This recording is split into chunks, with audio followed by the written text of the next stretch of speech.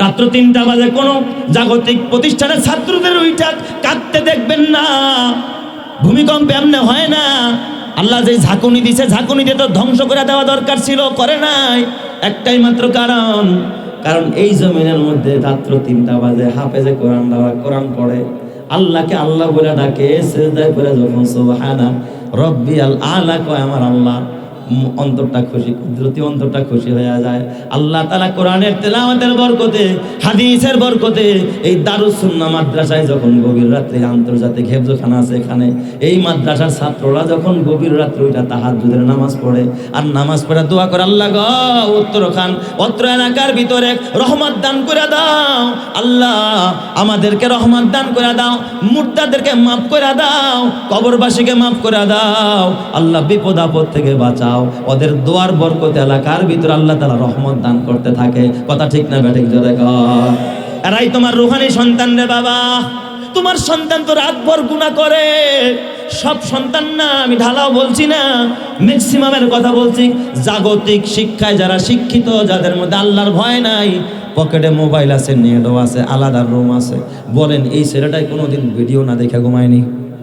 একটা না একটা গুনাহ না করে ও জীবনও ঘুমায় না। কি কারণ? কোরআন শুনে তারপর ঘুমায় নাকি? না না না না, হয়তো বান্ধবীর লগে কথা কয়, নয়তো বা গেম খেলে, নয়তো বা উল্টা পাল্টা কিছু করে, কারোর সাথে অনলাইনে অফলাইনে করে। অত যেমন কোনো মাদ্রাসা পাইবা না যে মাদ্রাসার ভিতরে ছাত্ররা নাফরমানি করে ঘুমায়। ওরাই শুধুমাত্র তোমার আমার জন্য রহমতের দরিয়া। অথচ রাত্র 3টায় উঠে তোমরা তো খুঁজে দেখো না, তোমার ছেলের জন্য আলাদা রুম বানাইলা, এসি দিলা, আলাদা ফ্যান দিলা, আলাদা গাড়ি দিলা, আলাদা কার দিলা, মোবাইল আলাদা দিলা, থাকার জন্য আলাদা খাট দিলা, আলাদা জাজিম, আলাদা তোষক, আলাদা কম্বল দিলা। অথচ এই মাদ্রাসায় খবর নেও নাই, ভ্যানওয়ালার সন্তান, একজন দিন মজুরের সন্তান, একজন গার্মেন্টস কর্মী, তার সন্তানটাই মাদ্রাসায় পড়ে। ধনীর সন্তানরা এখানে পড়ে না। এই গরিবের সন্তান সুইটার কেনার মতো টাকা নাই। রাত্র 3টা বাজে উঠা কোন রকমের একটা রুমাল দিয়া কানটা ঢাইকা জড়ো সড়ো হয়ে এইভাবে করে কাঁদতে থাকে। মাঝে মাঝে আমরা উঠি, আমরা দেখি আমাদের ছাত্রগুলো কি হালাত হয়ে যায়। একদিন হেফজখানার সামনে দাঁড়ায়া মনে হয় যেন কলিজাটা গলে যায়। আল্লাহ, এই শীতের মধ্যে কুয়াশার চাদরে ঢাকা, আর ভোর রাতে টাঙ্কির পানিগুলো একবারে বরফের মতো একবার আইস হয়ে থাকে। এই পানি দিয়া বাচ্চাগুলো কেমনে, ছোট বাচ্চারা ওযু করে রে বাবা। হেফজখানায় বালেক বাচ্চা নেয় না, না বালক বাচ্চা, 8 বছর 9 বছরের বাচ্চা, এই বাচ্চা কেমনে ওযু বানায়, কেমনে? মুসার মতো ভালো কোনো গামছা নাই, এরপরে কাঁপতে থাকে। ওই অবস্থায় নামাজে দাঁড়ায় রাত্র 3টায়। গরু ঘুমায়, ছাগলও ঘুমায়, পশু পাখিও ঘুমায়, কুকুররাও ঘুমায়। কিন্তু এই বাচ্চাগুলো, খোদারের পাখিগুলো, জবানেও কোরআন, ওর হাতেও কোরআন, ওর বুকেও কোরআন, আছেও কোরআনের মাদ্রাসায়।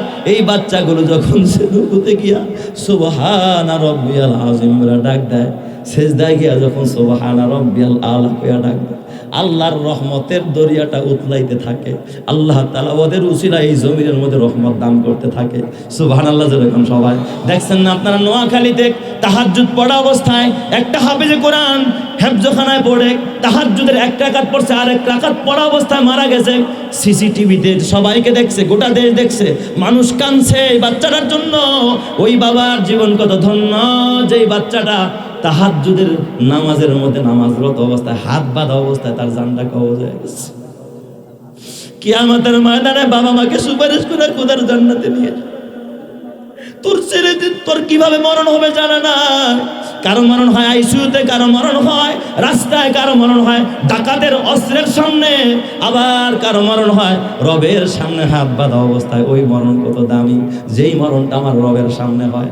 এই জন্য উত্তরখানের মুসলমান, উত্তরার মুসলমান, তোদের হাতে পাইতেরা বলি রে বাবা, যেই সন্তানের জন্য এত চিন্তা করলি, গাড়ি গাড়ি, বাড়ি বাড়ি, এত ফ্ল্যাটের চিন্তা করলি, কিয়ামতে হতে পারে ও তোরে জাহান্নামে নিয়ে যাবে। আর এই বাচ্চা বাচ্চাগুলো এতিমগুলো ওরা কান্দে, ওরা তোরে সুপারিশ করে খোদার জান্নাতে নিবে। যাদের প্রেমেতে তুমি গো আজ হলে দিওয়ানা, এরা জেনে নাও কেউ কবরের সাথী হবে না। যাদের প্রেমেতে তুমি গো আজ হলে দিওয়ানা, এরা জেনে নাও কেউ কবরের সাথী হবে না। কেউ বুঝা তোমার নিবে না সেই হাসর ময়দানে, কেউ বুঝা তোমার নিবে না সেই হাসর ময়দানে। কি আমল তুমি করলে নিয়ে যাবে সেইখানে। ফুল ফোটে যেমন ঝড়ে তেমন খোদার বাগানে, আয়ু কতক্ষণ কার এখানে কে বলো জানে। তাই থাকতে সময় নাও বুঝে ভাই জীবনের মানে, সব আছে লেখা দেখে না ওই আয়াতে কোরআনে। এই দালান কোঠা সোনা দানা সব পরে রবে, এই সব কবরে নিয়ে গেছে কে বলো কবে। এই মহল কোঠা সোনা দানা সব পরে রবে, এই সব কবরে নিয়ে গেছে কে বলো কবে। 2 গজ জমি কয়েক গজের ওই সাদা কাফন, শুধু এইটুকুতেই হবে তোমার জেনে নাও দাফন। যা পুঁজি তোমার এখনো তার বুঝলে না মানে, যা পুঁজি তোমার এখনো তার বুঝলে না মানে। কি আমল তুমি করলে নিয়ে যাবে সেইখানে। ফুল ফোটে যেমন ঝড়ে তেমন খোদার বাগানে, আয়ু কতক্ষণ কার এখানে কে বলো জানে। এ বাবা, সন্তানের সুখের জন্য টিভি কিনলি, ইন্টারনেট ঢুকালি, কম্পিউটার কিনলি, চিন্তা করে দেখছিস নি এটা তার নাজাতের জরিয়া না জাহান্নামে যাওয়ার কারণ হবে। অথচ যদি কোরআনের জন্য 10,000 টাকা দিতি তোর নাজাতের জরিয়া হয়ে যাইত। নবীজি বললেন, আবু হুরায়রা, আমি জানি এই প্রশ্ন আমার অন্য সাহাবীরা আমারে করে নাই, তুমি বেশি করে প্রথম আমার এই প্রশ্ন করলাম, মান আসাদুন নাসি বিশাফাআতিকা ইয়াউমাল কিয়ামা। নবীজি, কে সৌভাগ্যশীল আপনার সুপারিশ পাবে? সর্বপ্রথম আপনি কারে সুপারিশ করবেন? নবীজি আমার ডাক দিয়া বললেন, আবু হুরায়রা, তাহলে শোনো, কিয়ামতের ময়দানে আমি সর্বপ্রথম কার জন্য সুপারিশ করব জানোনি? আবু হুরায়রা রে, আল্লাহর রাসূল বলেন, যেই ব্যক্তি বলবে মান ক্বালা লা ইলাহা ইল্লাল্লাহ মুখলিসান বিকলবিহি, অন্তরের ভিতরে ইখলাস নিয়ে একনিষ্ঠভাবে যে এই কথার সাক্ষী দিবে, লা ইলাহা ইল্লাল্লাহ, বলেন সবাই, লা ইলাহা ইল্লাল্লাহ, লা ইলাহা ইল্লাল্লাহ। আবু হুরায়রা, এই দুনিয়াতে যারা বেশি বেশি ইখলাসের সাথে, একনিষ্ঠতার সাথে, একাগ্র চিত্তে যারা এই কালিমার জিকির বেশি বেশি করবে যে আল্লাহ ছাড়া কোনো ইলাহ নাই, হাঁটতেছে তখনও বলতেছে লা ইলাহা ইল্লাল্লাহ, মুখলিসান বিকলবিহি, অন্তরের ভিতরে ইখলাস নিয়া, আল্লাহ তাআলার প্রতি পূর্ণ আস্থার বিশ্বাস নিয়ে যারা বলবে আল্লাহ ছাড়া ইলাহ নাই, ঘরেও যেমন এই কথা কয়, বাহিরে গেল এই কথা কয়, দোকানে গেল এই কথা কয়, মসজিদে গেল এই কথা কয়, রাজনীতির মঞ্চে গেল এই কথা কয়, লা ইলাহা ইল্লাল্লাহ, বুঝতে হবে ওই মানুষটার জন্য আল্লাহর নবী প্রথম সুপারিশ করবে। কথা ঠিক কিনা? আর মসজিদে গিয়া লা ইলাহা ইল্লাল্লাহ কয়, অন্য জায়গায় গিয়া লা ইলাহা ইল্লাল্লাহ কয় না, এরা কি আল্লাহর নবী সুপারিশ পাবেনি? কথা বলেন, পাবে? এই জন্য আল্লাহর নবী বলেন, আফজালুজ যিকরি লা ইলাহা ইল্লাল্লাহ। এই পৃথিবীর সবচেয়ে উত্তম জিকিরের নাম কি বলেন তো? লা ইলাহা ইল্লাল্লাহ। আর এই লা ইলাহা ইল্লাল্লাহ যে যত বেশি পড়বে তার ঈমানকে তত বেশি তরু তাজা এবং নবায়ন করে পবিত্র করে দিবেন যিনি, তিনি কে? আল্লাহ। এখন আমাদের জবানে লা ইলাহা ইল্লাল্লাহর কোনো মশক নাই, কোনো জিকির নাই, কোনো তালিম নাই। সন্তানকে আমরা, এমনও মানুষ আছে দেখবেন পকেটের মধ্যে অনেক ভারী ভারী জিনিস বহন করে, কিন্তু হালকা পাতলা কয়েক গ্রাম ওজনের একটা তসবিহ বহন করার মতো মানুষ এখন পৃথিবীতে খুব কম পাওয়া যায়। একটা তসবিহ বহন করে না পকেটে। আপনার পকেটে যদি একটা তসবি থাকতো, আপনি ভুলে হইল তসবিটা হাত লাগলেই মনে করতো যে জিকির করা দরকার, তসবিটা হাতে নিয়ে পড়তেন লা ইলাহা ইল্লাল্লাহ, লা ইলাহা ইল্লাল্লাহ, লা ইলাহা ইল্লাল্লাহ। এই দুনিয়াতে যারা বেশি বেশি লা ইলাহা ইল্লাল্লাহ জপবে, কিয়ামতের ময়দানে ওরা সর্বপ্রথম আল্লাহর নবীর সুপারিশ নিয়ে খোদার জান্নাতে চলে যাবে। আপনি একেবারে ইমানদারি দৃষ্টিতে বলবেন, আজকে সকাল থেকে নিয়ে এই জিকির কয়বার করছেন আপনি বলেন? নিজেকে নিজে প্রশ্ন করেন।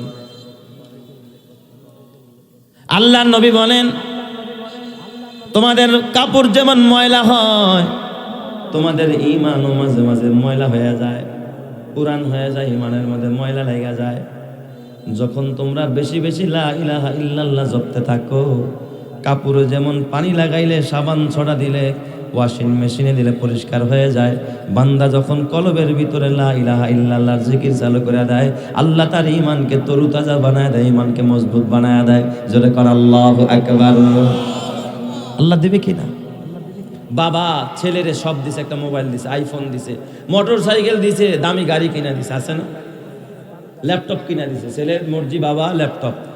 আমাদের এই ভদ্র সমাজের ম্যাক্সিমাম শিক্ষার্থী এবং যারা চাকরিজীবী অফিসে যাওয়ার সময়ও ল্যাপটপ নিয়ে যায়, আসার সময়ও কি ল্যাপটপ।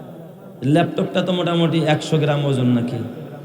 তাইলে এই যে 5 কেজি বহন করতে পারে, কিন্তু 50 গ্রাম বহন করতে পারে না। জমিনে এমন কোন বাবা পাওয়া যায় না যেই বাবা বাহিরে গেছে একটা তসবি কিনা নিজেও পড়তেছে, আর একটা তসবি নিয়ে আসছে ঘরে, মেয়েটাকে ডাক দেয়া বলে, মারে এই তসবিটা খুব ঝলমলে দেখে আমার খুব পছন্দ হয়েছে, মা তোর জন্য গিফট। ও মা, এই তসবিটা মাঝে মাঝে জপবি, লা ইলাহা ইল্লাল্লাহ বলবি, আল্লাহ আল্লাহ বলবি, সুবহানাল্লাহ বলবি। আমি কসম দিয়া বলি, তার সন্তান যতবার এই লা ইলাহা ইল্লাল্লাহর জিকির করত, যতবার তসবি পড়তো, এর অর্ধেক নেকি আল্লাহ তার বাবা মার মরার পরেও কবরে পৌঁছায়া দিত। যেরকম সুবহানাল্লাহ। এখন বাপ মায়ের রিমোট ধরায় দিছে, রিমোট ধরায় দিছে, বাপ মায় কবরে যাইব, আর এই ছেলে মেয়েরা রিমোট ঘুরাইব আর দেখবো বাপ মার কবর কি যাবে। কথা কয় না? সওয়াব, হ্যাঁ, আযাব যাইব না, আযাব যাবে, আযাব। সন্তানরা নেকের কাজ করলেও মা বাবার কবরে যায়, গুনার কাজ করলেও মা বাবার কবরে। তাহলে সিদ্ধান্ত আপনার, সন্তানের হাতে কি দিবেন। আর ছোট বাচ্চা, আরে দুধের বাচ্চা, বাবায় বাজারে গিয়ে পুতুল কিনে না দেয় বাচ্চারা, পুতুল। আপনিই তো তারা শিখাচ্ছেন না আল্লাহর পরিচয়, তাহলে এটা উল্টা পাল্টা করবে না, করবো কি? পুতুল আইনা দিচ্ছে, বাঁশি আইনা দিছে, কেমনে বাঁশি বাজাইতে হয় ট্রেনিং দিচ্ছে বাচ্চাটাকে, গুনাহ করার ট্রেনিং দিচ্ছে। কেন এমন বাবা কি পাওয়া যায় না? জায়নামাজ ঘরে আছে, হয়তো আপনি এক জায়গায় ঘুরতে গেছেন, বলছে আব্বু আমার জন্য এটা আনবা, ওটা আনবা। আপনি পছন্দ করে একটা জায়নামাজ আছে, ও নামাজ পড়বেন এটা আপনিও জানেন, কিন্তু আপনার মেয়ে যখন জায়নামাজ দেখবে, এটার পরিচয় বুঝবে যে জায়নামাজের কাজ কি। হ্যাঁ, ওর মাকে যখন দেখবো ও যায় নামাজে, বুঝি নামাজ পড়তে হয়, মাঝে মাঝে দেখবেন অজু ছাড়া, গোসল ছাড়া একা একাই যায় নামাজে দাঁড়ায় গেছে। কথা কয় না? ও দাঁড়ায় যে একটু প্র্যাকটিস করবে, একটা সেজদা মাইরা দিছে, ঠোঁট নাড়াইতেছে, আরশের মালিক তো খুশি হইয়া বাবারে মাফ করে দিছে। আর পুতুলাই না দিবেন, পুতুল। নিজেও টিকটক দেখে বাচ্চারেও টিকটক দেখার অভ্যস্ত করে। মাঝে মাঝে বাচ্চার সাথে আপনিও পড়বেন, মা দেখি তোমার তসবিটা কত সুন্দর, আমারটা কত সুন্দর। যেগুলো আমরা করি এইগুলো করবেন। আচ্ছা মা বলো তো এটাতে কি করতে হয়? আল্লাহ আল্লাহ বলতে হয়। আচ্ছা দেখি এক শ্বাসে তুমি কয়বার পারো আর আমি কয়বার পারি। বাচ্চার সাথে প্রতিযোগিতা, এটা একটা মজা। মা দেখি তুমি কয়বার পারো আর আমি কয়বার পারি। আমি একটু ধীরে পড়ি, স্লো পড়ি, ইসিরে পারতেছি না, তুমি তো বেশি পড়ে ফেলাইলা। মা দৌড়ায় আম্মুর গলাটা ধরা, মা গো বাবার আজকে ফেল করাইয়া দিছি। কেমনে ফেল করাইলা? আমি এক শ্বাসে 20 বার আল্লাহ আল্লাহ বলছে, আর আমার বাবা বলছে মাত্র 3 বার।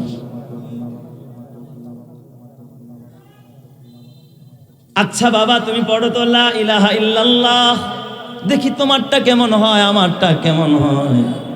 আমি একটু সুন্দর শোনা যায় না, এমনি পড়ি, দেখি তুমি একটু সুন্দর করে পড়ো তো, হাই হাই রে তুমি ফার্স্ট হয়ে গেছো মা, তুমি ফার্স্ট হয়ে গেছো। বাচ্চারা উদ্ভ্রান্ত হয়, বাচ্চায় গিয়া মারে শোনায়, মা গো দেখছো নি আমি ফার্স্ট, কি বলছো বলো দেখি আবার, সেও তো চালাক, কি বলছো বলো তো দেখি আবার, কয় লা ইলাহা ইল্লাল্লাহ। এইগুলো দুধের বাচ্চা দেখা 6 মাস 7 মাসের বাচ্চাও এগুলো বলা শুরু হয়ে গেছে। আর আপনি যখন ঘরের ভিতরে গানের প্র্যাকটিস করবেন, নাটকের প্র্যাকটিস, আপনার ঘরে যখন রিমোটের প্র্যাকটিস চলবে, আপনার দুধের বাচ্চাটাও রিমোট হাতে নিয়ে আমাকে বলবে মা মা মা, তার মানে রিমোট দিয়ে বলবে টিভি ছেড়ে দাও, কার্টুন দাও, আমি কার্টুন দেখবো। কসম আল্লাহর কিয়ামতের ময়দানে এই সন্তান তোমাকে সর্বপ্রথম আসামির কাঠগড়ায় দাঁড় করায় দিবে, কথা ঠিক কিনা? এরাই তো উল্টা পাল্টা হবে, সমাজের বোঝা হবে, এরাই তো দেশের জন্য অকল্যাণ বয়ে আনবে। সন্তানকে দিন শিখান, কোরআন শিখান, আল্লাহর পরিচয় শিখান। হাফেজ বানায়া ডাক্তার বানান, ও কসাই হবে না। হাফেজ বানায়া ইঞ্জিনিয়ার বানান, ও দুর্নীতি করবে না, কথা ঠিক না? ঠিক চলে। বুনিয়াদী শিক্ষা তো আপনি বাবাই তারে দিচ্ছেন না, বিপদগামী করতেছেন আপনি আপনার সন্তানটারে। কেন? কাদা মাটিতে হাত লাগাইলে যেমন খুশি তেমন পাত্র বানানো যায়, আপনার ছোট বাচ্চা তো কাদা মাটির মতো, এখন আপনি যেমনে সাজাইবেন অমনি সাজবেন। বাহির থেকে গানের আওয়াজ আসতেছে, কানের মধ্যে আঙ্গুল ঢুকায় দিছি, অভিনয় করে বলছি মারে ওই যে দেখছো নি গানটা গুণা, ইসির মা আল্লাহ যে ভূমিকম্প দিছে না, এগুলো শুনলে মা আবারও ভূমিকম্প। হঠাৎ দেখি এক আইসক্রিমওয়ালা রাস্তা দিয়া গান বাজাইতে বাজাইতে আইসক্রিম বিক্রি করতেছে, কানে আঙ্গুল দিয়া কা বাবা গুণা, আল্লাহ আবার ভূমিকম্প দিয়া দিব, ভয় পেয়ে গেছে। আপনি সন্তানদের প্র্যাকটিস করান, আপনার সন্তান তো কাদামাটির মতো, এই বয়সে যা শিখাবেন আপনার সন্তানটা তাই শিখবে। আপনার সন্তান কোনোদিন অমানুষ হবে না। হযরতে লোকমান তার প্রিয় বৎস, অথচ লোকমান একজন গোলাম, গোলামের ঘরে গোলাম, নিজেও গোলাম, তার বাপও ছিল গোলাম, ঠোঁট ছিল মোটা মোটা, চেহারা ছিল না ভালো। এই গোলামের কথা কেন আল্লাহ কোরআনে বললেন? কেন তার নামে আল্লাহ সূরা দিলেন? কেন আল্লাহ তাআলা লোকমানের নামে কোরআনে সূরা দিলেন? কারণ লোকমান তার সন্তানদের উপদেশ দেয়, আল্লাহ চিনায়। وَإِذْ قَالَ لُقْمَانُ لِابْنِهِ وَهُوَ يَعِظُهُ يَا بُنَيَّ لَا تُشْرِكْ بِاللَّهِ إِنَّ الشِّرْكَ لَظُلْمٌ عَظِيمٌ। ও প্রিয় বৎস, খবরদার আল্লাহ চেনো, আল্লাহ কারে, আল্লাহর সাথে শিরক করো না রে বাবা। আল্লাহ চিনাইতেছে, বাবায় বাচ্চারে আল্লাহ চিনায়। আপনি তো নেতা চিনান, ব্যবসা চিনান, শিল্প কারখানা চিনান, পড়াশোনা চিনাইলেন, আগডুম বাগডুম ঘোড়ার ডুম শিখাইলেন, কিন্তু আল্লাহ চিনাইলেন না। আপনি বাবা তো একজন জালেম, কথা ঠিক না? ব্যাঠিক চলে। রাগ করতেছেন আমার সাথে? রাগ করে লাভ নাই তো, আল্লাহ ধরে বসবে আপনাকে। আমার সাথে বেজার হয়ে লাভ নাই। আপনি বাবাই তো সন্তানদের কোন পথে চালাইতেছেন আপনি নিজে হিসাব করে দেখেন। এই জন্য আমার নবী বলেছে, মান ক্বালা লা ইলাহা ইল্লাল্লাহ দাখালাল জান্নাহ। আল্লাহর নবী অন্য হাদিসে কয়, মান কানা আখিরু কালামিহি লা ইলাহা ইল্লাল্লাহ দাখালাল জান্নাহ। যার শেষ কথা হবে লা ইলাহা ইল্লাল্লাহ, ওই মানুষটা সোজা খোদার জান্নাতে চলে যাবে। চিৎকার মেরে করেন আল্লাহু আকবার। একজন মুহাদ্দিসের কথা শোনাই, নাম তার আবু যুরআ রাদিয়াল্লাহু রাহমাতুল্লাহ আলাইহি। এই আবু যুরআ অনেক বড় হাদিসের একজন মুহাদ্দিস, হাদিস পড়াইতেন, হাদিস নিয়ে গবেষণা করতেন, হাদিসের উপরে তার পাণ্ডিত্য ছিল। আবু যুরআ অন্তিম মুহূর্ত, বুড়া হয়ে গেছে, মুমূর্ষু অবস্থা, হাজার হাজার ছাত্র তার আলেম ওলামা। তো এখন হুজুর তো অন্তিম মুহূর্তে আছে, অন্তিম মুহূর্তে কাজ কি? তার কালিমার তালকিন দেওয়া, তাই না? লা ইলাহা ইল্লাল্লাহ তালকিন কেমনে দিবেন? এই অন্তিম মুহূর্তে কাউরে বলবেন না যে কাকা পড়েন লা ইলাহা ইল্লাল্লাহ, এই কথা বলবেন না, খবরদার। বাবাও যদি দেখেন অন্তিম মুহূর্তে, বলবেন না বাবা লা ইলাহা ইল্লাল্লাহ কোন ইস্তেগফার পড়েন, এটা বলবেন না। বরং উচিত হলো তার পাশে বৈশা বৈশা আস্তে আস্তে জিকির করা, লা ইলাহা ইল্লাল্লাহ, যেন আপনারটা শুনা শুনা যেন সেও কি করতে পারে, লা ইলাহা ইল্লাল্লাহ পড়তে পারে। আপনি পড়তে থাকবেন আস্তাগফিরুল্লাহ আস্তাগফিরুল্লাহ আবু যুরআ এত বড় মুহাদ্দিস, ওনার পাশে ওনার শাগরিদরা, হাজার হাজার ছাত্র, হাজার হাজার আলেম, হাজার হাজার ইমামরা, এই যে বড় বড় আলেম ওলামারা বড় বড় মসজিদ থেকে, এ বাবা বড় বড় মাসাজিদ থেকে আলেম ওলামারা যারা এখানে মঞ্চে বসে আছে, এই সমস্ত আলেম ওলামাদেরকে নিবেন, এরা তালকিন করে দিবে। আপনি তো পারেন না। অনেক সময় মহিলারা ভিড় করে, বাবারে পানি দাও, এই করো সেই করো, বিরক্ত বানায় ফেলে। যদি একটু কথা নাফরমানি বের হয়ে যায়, বেঈমান হয়ে তো কবরে চলে যাবে। খবরদার, মৃত্যুর সময় মানুষের বড় ভয়ঙ্কর অবস্থা, তখন তাকে পেরেশানি দিবেন না। এই যে আমি তো বলি, কয়েকবারের সাবেক প্রধানমন্ত্রী বেগম জিয়া, ওনার যে অন্তিম মুহূর্ত, এই সময় এত মিডিয়া কাছে গিয়ে এত কিছু, এগুলো না করাই উচিত ছিল, ঠিক কিনা বলেন? তাকে একটু স্বস্তি দেওয়া, তাকে একটু নীরবে রাখা, বরং তার কাছে যদি তার হিতাকাঙ্ক্ষী কেউ হইতো, মিডিয়া পাঠাইতো না। হিতাকাঙ্ক্ষী হইলে একজন আলেমকে বলতো, অথবা একজন পর্দানিশীন মহিলাকে বলতো, তুমি ওই জায়গায় পাশে দাঁড়ায় দাঁড়ায় পড়ো লা ইলাহা ইল্লাল্লাহ, লা ইলাহা ইল্লাল্লাহ। এটা ছিল ওনার জন্য কল্যাণের আর মঙ্গলের কথা, ঠিক না ব্যাঠিক জোরে কর। আর ওখানে দাঁড়ায় যদি স্লোগান দেয়, তাহলে ওনার অবস্থা তো আরো 12টা বাজবে। ঠিক বললাম না ব্যাঠিক বললাম? দিন না বোঝার ফল এটা, হাদিস না বোঝার ফল এটা। এ আমার বাবা, হাতে পায়ে ধরে বলে যায়, আবু যুরআ রহমাতুল্লাহ আলাইহি, ওনার হাজার হাজার ছাত্র আলেম ওলামারা সবাই বৈশা বৈশা হাদিস পড়তেছে আর বলতেছে লা ইলাহা ইল্লাল্লাহ। কিন্তু হুজুর লা ইলাহা ইল্লাল্লাহ বলতে পারতেছে না, চুপচাপ, কোনো কথা কয় না। ছাত্ররা পেরেশান, হয়রান হয়ে গেল, কিরে ব্যাপার, আমার হুজুর তো বেহুশ হয়ে গেছে, কিন্তু এখন অন্তিম মুহূর্ত, কোন সময় যেন তার রুহুটা বের হয়ে যায়, কিন্তু হুজুরের জবান দিয়া তো লা ইলাহা ইল্লাল্লাহ বলে না। আমরা এতবার বললাম, হুজুর আপনি বলেন লা ইলাহা ইল্লাল্লাহ, হুজুর তো কিছুই কয় না। ঘটনাটা কি রে? হুজুরে তো এইভাবে বিদায় দেওয়া যায় না। দুইজন ছাত্র ছিল বড় বিচক্ষণ, এরা বলে বুখারী শরীফটা নিয়ে যা, হাদিসের কিতাবটা লাগায়। মুসলিম শরীফ আনছে, বুখারী শরীফ আনছে, দুটো কিতাবের হাদিস। হযরতে মুআয ইবনে জাবালের হাদিস, ওনারা সনদ ভুলে গেছে। আগের যুগের মুহাদ্দিসরা হাদিস বয়ান করতে গেলে সনদ বলতো, যেমন বুখারীর শুরুতে লম্বা সনদ আছে, মুসলিমের শুরুতেও লম্বা সনদ আছে, আন ফুলান আন ফুলান আন ফুলান ইবনে ফুলান, এইভাবে করে করে তারা রিওয়ায়াত করতো। কিন্তু মুখস্থ পড়তেছে, তাদের রাবির কথা মনে নাই। শুধুমাত্র রসুলের আগে যেই রাবি হযরতে আন মুআয ইবনে জাবাল রাদিয়াল্লাহু তাআলা আনহু قال, এতটুকু মনে আছে। ওনারা পড়তেছিলেন আন ফুলান ইবনে ফুলান ইবনে ফুলান ইবনে ফুলান আন মুআয ইবনে জাবাল قال قال রাসূলুল্লাহ সাল্লাল্লাহু আলাইহি ওয়াসাল্লাম, মান কানা আখিরু কালামিহি লা ইলাহা ইল্লাল্লাহ দাখালাল জান্নাহ। এই হাদিসটা ছাত্ররা যখন আবু যুরআ রহমাতুল্লাহের পাশে বৈশা বৈশা ওরা মুযাকারা করতেছিল, এটাও একটা তালকিন হাদিসের মুযাকারা। আবু যুরআর শাগরেদরা হাদিসের সনদের রাবির নাম বলতে পারে নাই। হঠাৎ আবু যুরআর হুঁশ ফিরে আসলো। আবু যুরআ তাদের এই হাদিসটা সনদ সহকারে বয়ান করা আরম্ভ করে দিল। সুবহানাল্লাহ জোরে কোন সবাই। আন অমুক আন তমুক, একবার নাম নিয়ে বলতে বলতে 10 জন 20 জন সাহাবী এবং রাবির নাম বলে দিল। পুরা মুসালসাল সনদটা বয়ান করে দিয়া সর্বশেষ বলেন আন মুআয ইবনে জাবাল রাদিয়াল্লাহু তাআলা আনহু قال قال رسول الله صلى الله عليه وسلم من كان آخر كلامه لا إله إلا الله دخل الجنة। এই কথা জান্নাহ হা কইতে দেরি হয়েছে, ওই যে শ্বাস বাহিরে সারসার ভিতরে নিতে পারে নাই, অমনি চোখটা বন্ধ হয়ে গেছে। আল্লাহর বান্দা মৃত্যুর বিছানায় ঘুমায়া পড়েছে। চিৎকার মেরে কন্না আল্লাহু আকবার। সনদ সহকারে হাদিসের লা ইলাহা ইল্লাল্লাহ পড়ছে, আল্লাহ তাআলা কালিমা পড়া অবস্থায় তার মরণ দিয়া দিছে। চিৎকার মেরে কন্না আল্লাহু আকবার।